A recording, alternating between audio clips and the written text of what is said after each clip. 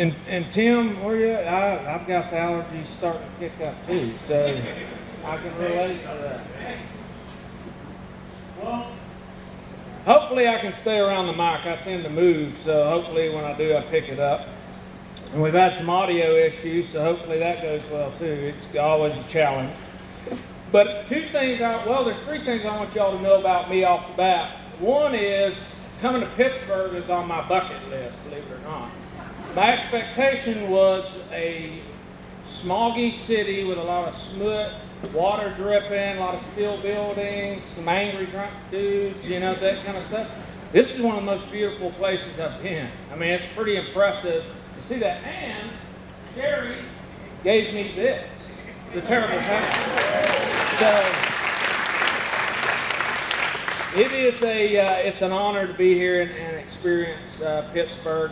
The other 2 things I want you to know about me, and my parents should have known something was wrong with me, is when I pass away, I want to be buried under second base at Wrigley Field.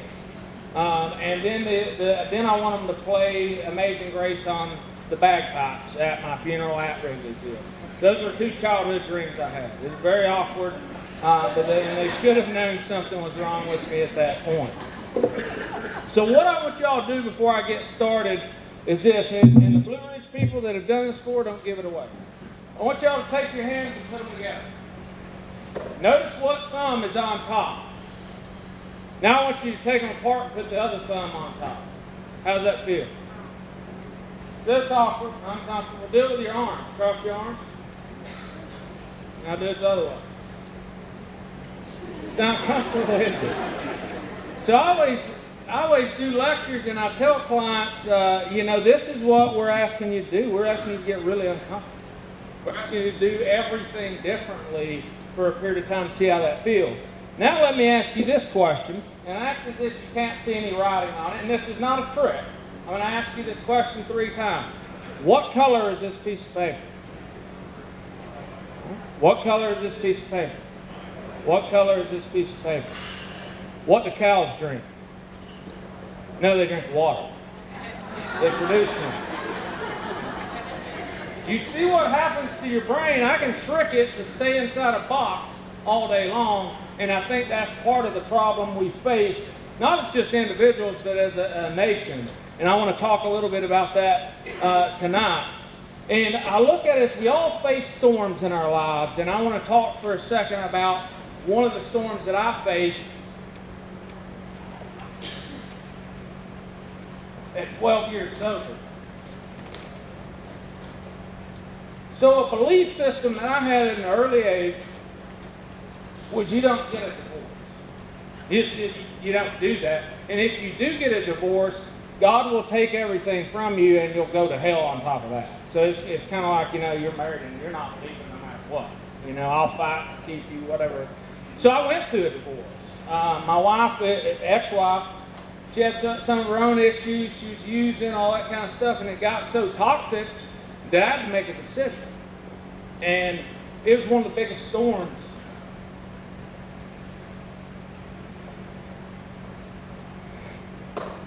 that I've ever been through. Because see, the mindset I had was I have to do this to stay sober, to stay sane, but when I do it, God will take everything. And I'll end up dying and going to hell. That's what's going to happen to me. And here's at 12 years sober, I have everything. I mean, great job, all this is going well for me. And this one thing, this storm in my life starts to drive me down a rabbit hole that it's taken me years to come out of. I remember leaving my house one night. My ex-wife was intoxicated. I didn't know it at the time, but and you think a professional, you'd be able to spot it. For some reason, when it's your own family, you can't see it. But I was leaving, and she was yelling at me to get out of the house. And I never got loud with her, never yelled at her or anything like that. And my 5-year-old daughter looked at me and said, "Yeah, Dad, get out." One of the most devastating things I've ever experienced. I go back to this house I've rented over in Town Lake, and you feel alone because I have nothing of mine. I don't have any possessions at this point except my truck, which I love my truck, don't get me wrong. But the house I'm renting, I got my clothes, that's about it. But I go in, and this is 12 years sober. I lay down, look over, my safe is there. Inside the safe is a handgun.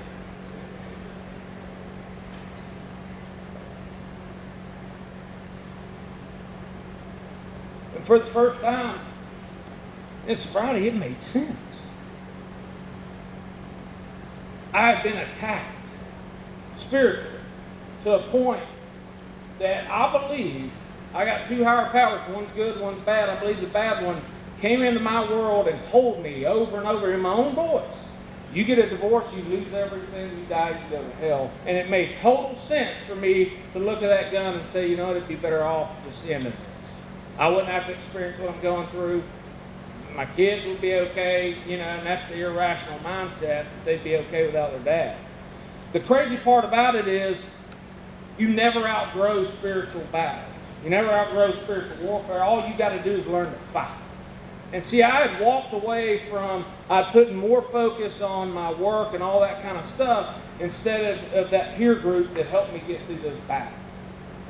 And I had to, the only way I came out of it, I leaned on two people that started to bring me out of it, my fiance and my sponsor, and they started to bring me out of this hole I was in, and I still struggled with it. But it was all due to the belief system I had and what I believed about myself and the world around me that created this storm. It wasn't necessarily the circumstance, it was what I believed about the circumstance. So I think some of us are inundated with and consumed with problems in our life that take over, and they create all these storms, and we don't have people to lean on and talk to about them. And those storms sometimes end up costing us our lives of the people we love, all that kind of stuff. Don't take the presence of the storm to indicate the absence of God. Sometimes when you enter into a storm, and there are all kinds of storms, health storms, physical storms, financial storms, emotional storms, there are all kinds of storms. I'm not talking about the storms that rain down water and the lightning and the thunder and all of that.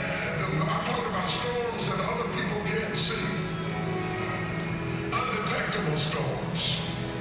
Storms that make people think you haven't been through anything. Because you get up out of bed every morning and you put your hair up and put your makeup on and they don't know you put your smile on just like you did your makeup and walked in smiling because you were going through a secret storm.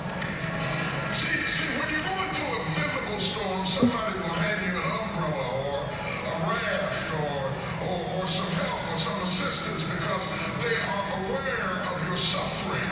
But when you're going through a secret storm, there is no comfort there because nobody knows that you're dealing with a secret storm. They're jealous of the car you're driving, not knowing that it's 2 payments behind.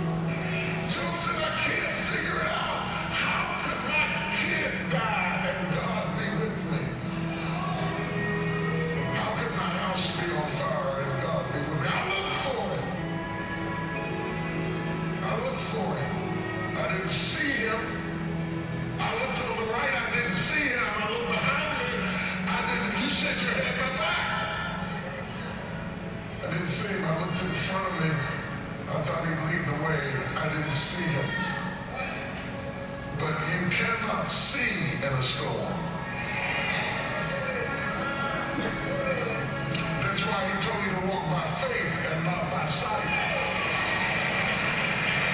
You cannot see in a storm. Don't look for God to be sensual in your storm. He will not appeal to your senses. Your senses add to your comfort.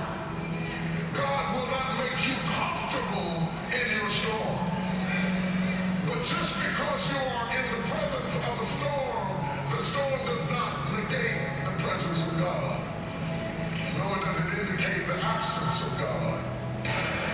The Bible said he is a very, very present help in the time of trouble. If you're looking for God, he's in the storm. He may not be saying anything, Peter. You may find him asleep on the boat in the bottom of the ship, but don't think that he jumped off the boat because you were in a storm. He is with you in the storm. He promised. Whenever God promises you something, he says you may not have it in your sensual realm right now, but I promise you. He said, he promised me, when you pass through the water, I'll be with you. He wouldn't have said that if his presence was apparent, because you never promised the obvious. He said, but when you pass through the water, you got my word on it. I am in there with you. You may not see me, you may not feel me, you may not sense me, but I tell you what, all the while you're stroking in the water, understand you are not stroking by yourself. Don't be so aware of the storm that you lose awareness of the God in the storm. See, I think the storms in our lives oftentimes limits the hope that we may have for them. And I think what we're here tonight to do is ignite a fire of hope, not just within each other, but the community, the nation, around the world. I truly believe that what can change the world starts in this room. There was a study that came out that said this: if one human being, if I were to impact 10 people this year in a positive way, and then those 10 went out and impacted 10 people, and so on for 7 years, 1 million people would be affected. So nobody can tell me that what starts here tonight can't change the world. And that's where we have to move to and get to. And I think igniting that fire of hope starts with our mindsets, our thinking. See, thoughts become things. If you've ever practiced that principle before, thoughts will become things. What we think about, we desire. What we desire, we pursue. What we pursue becomes our reality. So the reality for me is, if we look at us as a people, as a race right now, we developed and determined our own reality. We got ourselves here. And now it's time to slowly start to get out. I look at it like this. We've taken the wrong pill. Y'all seen this movie before? We took the wrong pill as a nation, and it's led to an epidemic. And the epidemic is not an opiate one. It's one of a spiritual bankruptcy. That's where we've gotten to as a country, as a nation, as a world. We are spiritually bankrupt. And I believe we're seeing the greatest tragedy right now, people living separated from God. It's not that it's not sad that they die, because, see, my belief system is this: if I were to fall over dead right now, guess what? I'd be in the graces of my higher power quick. So to me, that's not sad. What's sad is knowing somebody's living separated from God and then they die. That's sad. People, I think, have given up on that spiritual experience. We've placed hope in medications, man-made clinical skills, belief systems, artificial belief systems that don't offend people. And don't get me wrong, I believe in medications. My whole family is doctors, nurses, things like that. I'm a clinician, so I believe in the clinical skills. But the reality of it is, without the spiritual experience, I honestly think it just prolongs the physical death of somebody that's absence of drugs and alcohol. Without that spiritual experience, I don't think the growth starts to happen. And who knows when they internally died. When I look back at my life, I don't know when my internal death took place. I know this, and though the 12 steps aren't the solution, they lead you to the solution. And that's the sunlight of the Spirit, in my opinion. And I tell people all the time, if that offends you, have you ever seen somebody overdosing? Have you ever watched a family so distraught that it breaks them apart and they can't go on? You ever seen a mom that has had to bury her son and now wants to kill herself? That's offensive. And that's why I look at it and say, I for one won't stand for that any longer. I am one individual, but I can impact the world, and I do it through a spiritual experience. And the way I have to get there is go through my own, and I want to talk a little bit about that. Now, I don't know if y'all know Eric Thomas. He's one of the most famous motivational speakers in the world. He tells a story of the lion and the gazelle, and he talks about how a true hunter is wired differently. They don't have the same makeup as the gazelle. What makes a gazelle is a gazelle's makeup. Well, when the gazelle sees a lion, what do you think happens? Fear takes over. It's automatic response. I need to take off. The opposite happens with a lion. Guess what happens when he sees the gazelle? Game on. This is what I was designed to do. This is what I was made for. And the crazy part is, if you study a lion, if you ever watch them on TV or anything, if there's an injured gazelle around, guess what? They don't even mess with it. Because it's not about the food. It's about the hunt. It's about that process. And I say, what is the hunt? And the hunt for me is the process of self-examination. The hunt is that inner search for self. And I think too many of us have gotten focused on our circumstances or the outcome. You know what I mean? I can't deal. It's that mindset of I live in the past or I'm fearful of the future, so I miss the present. And we stay there way too long. And I think the hunt, that process is what builds character. That process is what makes people of sustenance versus people that use substances. So we have to look at that. That inner search is what will start to influence the heart. And I believe when you look at the inner search, it's an isolated and very dark place. When I went internal at 12 years sober, it was one of the darkest places I'd ever been. Because I've never dealt with any of that. You remove the drugs and alcohol out of my life, I was in pretty rough shape. I was a pretty bad human being. You remove all that and I start doing a few of the next right things, I kind of masked what was deep inside going on. That pain and all that I went through. And I think most people are afraid to face it. And therefore, for me, I lived for years as the man I thought I was supposed to be, not the man that I meant to be. And most of us sit down and if you examine your life, you just kind of chalk it up to this is what I'm supposed to be. I don't believe that at all. I believe we're all meant to do something very different than what we may be doing now, and it takes self-examination to find out what that is. I know this, if the move doesn't take place, inner peace will never come. For an addict like me, if inner peace doesn't come, guess what I'm going to do eventually? I know the solution. I got a perfect solution. Give me some cocaine, some heroin, and it'll go away quick. That's my solution. So when I went through this at 12 years sober, I went to a place for 3 years. On the third year, I agreed to go. There's this place called Onsite. It's one of the most phenomenal places. It's sacred ground to me now. It's out in Nashville, Tennessee. They do nothing but trauma work there. I was invited 2 years in a row, and it's a leadership thing for 3 days. People in the field come out and they do their own work. I'd always turned it down because I knew it's experiential therapy. If y'all know what that is, they make you act stuff out, and it kind of gets real crazy and weird. And I was like, yeah, no, I don't need to do all that. I finally agreed to do it the third year as I was going through this divorce. I was in so much pain, I'll never forget, it was right before Thanksgiving. So I go there, and there's so much internal conflict happening. I started never been to sober anyway, never been to a hospital in my life. I'd already been twice in the last year because I felt like I was having a heart attack. My blood pressure's through the roof, taking blood pressure medicines. I've never had to take blood pressure medicine my entire life. And now all of a sudden all this stuff started happening to me. We go in there, and kind of the backdrop of it,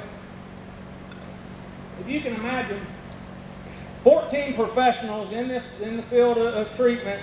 They go in and we make this oath that whatever happens in this room stays in this room. You know, immediately my paranoid mind's like, yeah, there's no way I'm not talking in front of these guys. They're going to think I'm crazy and then, send people to me, that whole insanity. There's 14 of us, 2 therapists, and what they do is they bring you up to the front they ask you, what do you want to work on? And then they proceed to clinically shred you emotionally and get you down to that childhood experience of where you're crying and weeping on the floor. I watched man after man go through this, and I was the last one. And I said to the guy, I was like, you know what? We ran out of time. I'll catch this next year. You know what I mean? I'm good. They insisted I do it. And the night before, we sat in this sweat lodge for over 2 hours. Have you ever done a real sweat lodge with a true Native American sweat lodge? They put about 24 stones in it, and that are, scorching hot, pour water, put medicines on them, and they warn you might hallucinate. Why hallucinate? I sat over there, and when I shut my eyes,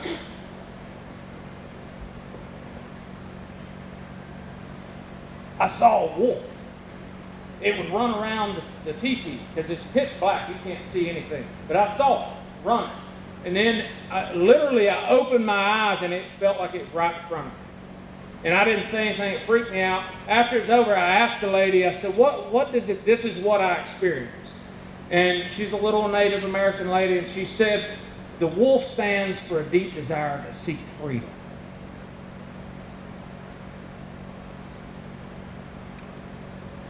The wolf is a pathfinder. See, I was in prison by myself because of my spiritual experience or lack of. And so the next morning I go up and I'm in the group, and I kind of thought, okay, I don't want that therapist, I want this other one. So I'm not thinking through this really well. I'm going to only tell them this so they don't go down this road.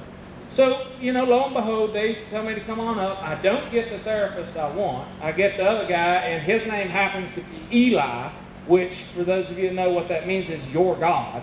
So I already knew I was in trouble. So I start giving him some stuff. I was like, hey, so, I got a lot of stress at work. I'm newly engaged, that kind of stuff. And he looked at me and said, man, I just ain't feeling it. Tell me about your dad. And that was the start of a 45-minute, me on the floor, crying like a small child. And what I experienced, I did empty chair exercises where I had to sit and talk to God and tell him what I thought of him on a deep level. And then I had to be God and talk to Todd, which was one of the most profound experiences I had. Because, see, at the start of all this, they asked us to do one thing. Write 6 defects of character you bring to work, and 1 sentence on how that defect affects the people around you. What I realized, those 6 defects were the exact same thing as my father and the exact same thing as my higher power. But I would walk around in front of y'all and tell you, no, my God is merciful, loving, all that kind of stuff. I didn't believe it. On a deep core level, and I didn't know it. And I sat and wept and wept and wept through this experience and never had anything like that happen to me. But it felt like 37 years of pain coming out of me in one moment. And see, I didn't get there from just being willing. I had to be willing to get real vulnerable. I'm talking spiritual vulnerable. Because I'm in front of 13 other professionals in the field that could potentially destroy me as a professional as you unleash this kind of pain. So we went through that, and the next morning, we're in the hills of Tennessee. So it looks very similar to this. We're at 7:45 in the morning. There's fog up. We're all standing in this road, and Miles Adcock, he's the director of Onsite. We're standing there, and he has this labyrinth, very similar to this. And this dude starts walking up over the hill playing this war song, a victory song, with bagpipes. And you can imagine being in the fog, and this guy's coming up out of nowhere. I'm in chills, like I'm frozen. Like, is this really going down right now? He walks up to the side of us, and Miles starts to talk, and he explains what the labyrinth is. The labyrinth symbolizes your life. And you can kind of see right here is called the heartstone. So what the whole premise of it is when you walk in a labyrinth, you walk straight towards the heartstone. You go straight at it. You get really close to it, then all of a sudden, the path of life leads you away from it. And it symbolizes that as you age, you leave your true self. That inner self, you walk away from it. You let life circumstances overtake you, or whatever it may be, and it overcomes you, and you walk that path and you get further away from your heart. Well, on the other side of the labyrinth, as you make your way to the furthest part, you'll find another path, and you can start to walk, and it brings you back to that center. So we all got in the center, and Miles is like, listen, some of you all have done some phenomenal work here. We're at the Heartstone. Some of you all need to leave some things here and never come back for them. He said the guy's name, I'll call him John. He's like, John went through our trauma program and he wanted to come back to play something special for professionals who struggle in the field and have went through similar things of trauma and whatnot. And I'm going to allow him to play that now. So we're all standing in there. You know, we're packed out 14 men in this little, it's nowhere near that big. We're in this little circle, shoulder to shoulder. This dude starts playing. And guess what it is?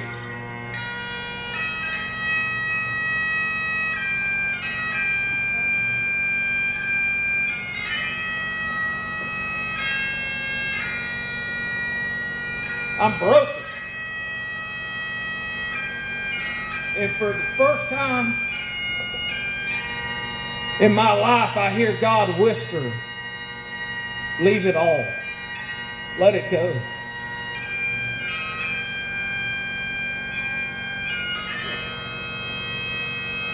The freedom I felt in that moment is indescribable. That was in November of last year, and as you can tell, it still messes me up because I look back with so much gratitude to have went through that deep examination of myself, because I know at that point now I can go out and affect people. See, before I was just going through the motions and doing a job. Now I can truly impact people because I've left all that dead stuff inside of me. I've left it and walked away from it and said, I will be a new man. It transformed my relationships with my kids. It never fails. I always laugh. It's before I was constantly on my phone doing work with my kids today. Now, for at least 45 minutes, I'm the monster. You know what I mean? I got a 7-year-old and 3-year-old, so I'm the guy running around the house, I'm the Paul, you know, that kind of thing. But never would I have done that. It unleashed an inner spirit in me, that childlike sin, that I want to have fun. I want to connect with myself on a level where I'm not ashamed of it anymore. And I think that the reality of it is that's what Hope 4 can do for people. The reality is we have to look at ourselves before we look at others. So when I went and looked in the mirror, the guy I used to look at, I couldn't stand. And I found out why. I saw the defects. And now I have to live in a different way. I think it's time that you hold you accountable. Spiritually. Have you connected with a power greater than yourself in a way that you could never possibly imagine? And I believe that Hope 4 is here to heal a culture. And if you look at cultures, the two things I want people to know, there's two major things, areas of culture: experience and influence. So when you walk in any culture, what kind of experience do you have, and how does it influence you? It's pretty simple. So a broken culture looks like this. When you judge people, they will withdraw. And when people withdraw, they'll deny people around them. And when they deny those around them, they become very angry. And when they become angry, they remain ignorant. When you remain ignorant, you will live an unfulfilled life. And I think being unfulfilled is the telltale sign of a broken culture.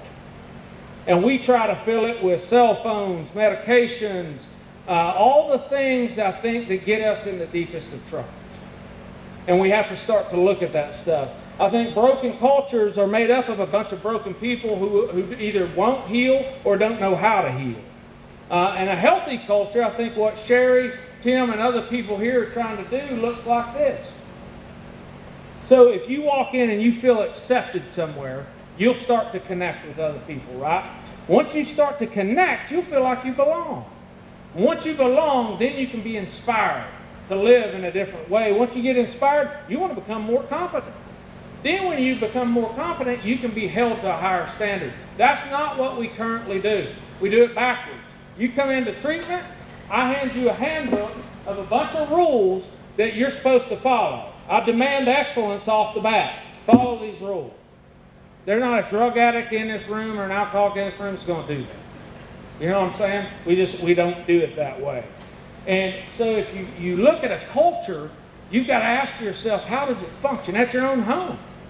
I had an expectation of a 3-year-old and a 7-year-old that was so structured and tight they'd never meet it. I created the guilt and shame for them off the bat. So I had to start to look at that. Do they feel accepted? Do they feel like they connect to their father? Do they feel like they belong in this home? And they did. And I think what Hope 4 is really going to impact is this piece right here, is people being inspired. Because it's fairly easy to get people to feel accepted, connected, and that they belong. It's really hard to inspire people to live a life.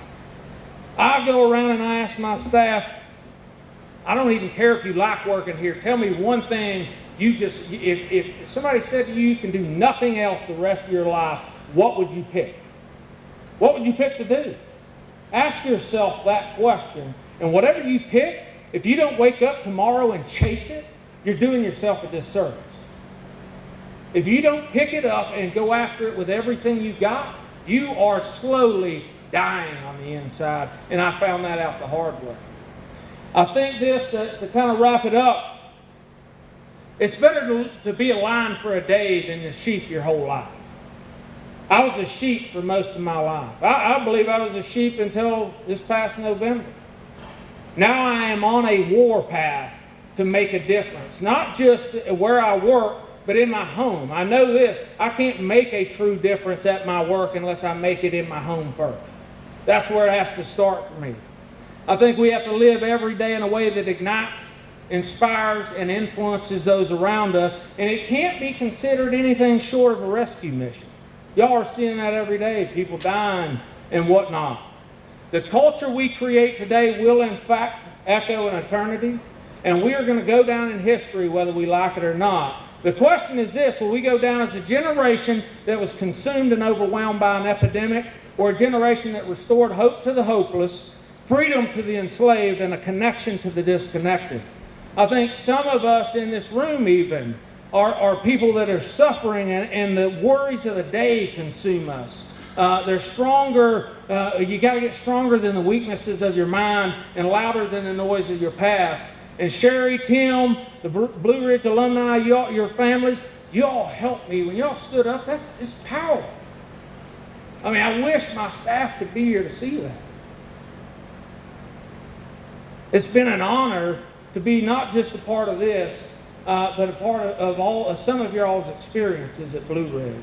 And my call when you guys leave today or this evening is go home and be willing to examine yourself, why you came here tonight, and what you're going to do tomorrow morning when you wake up that will, absolutely impact another human being in such an amazing way, it changes their life forever. Whether it's financial, social, I don't know. I know this, I prayed, the first time I experienced this, I prayed God, I said, put somebody in my life that I can impact. Standing in Kroger at the shopping thing, the lady at the cash register was not happy. People were frustrated with her. God literally said to me, pray for her. I was like, okay. God, put your hand. No, out loud. Ask her. No, I'm not doing that. You know what I mean? You're taking it a little too far for me. And guess what I did? I went home. I didn't do it. I felt more weight and pressure on my chest. I couldn't sleep. This is one of the worst experiences I've had in sobriety. That guilt of, I asked for the opportunity, God gave it to me, and I walked away from it. Now I will not do that. If He pushes me, I'll meet whatever He's asking me to do, even if it makes me uncomfortable, even if I have to cross my arms the other way. That's the whole point of that exercise. Imagine that there's a bank account that credits every morning, you get $86,400. The catch to this bank account is, if you don't spend all $86,400 by the end of the day, it's gone. How many people in here would make sure they spent every dime? Right? The ones that didn't raise their hand or shake their head, they're liars, because y'all would do it. The reality of it is we have 86,400 seconds every single day that we're awake and we're alive. Now we have to learn to do something with it. Is it what Sherry and Tim and some of you all are involved in this? That's what it's all about. They're taking their seconds and making it count. Will it be easy? No. Most things that I've experienced that are difficult are the ones that impact the most. So another thing I ask for y'all, when it gets tough for her and Tim and the staff, give them the support they need. Help them push through, because if they have to stand alone, it will be even more difficult for them to make it to the other side. And I truly believe with the depths of my soul, what you're doing is going to change Pittsburgh. And I hope that Blue Ridge and myself can continue to be a part of it. Thank you, Shane.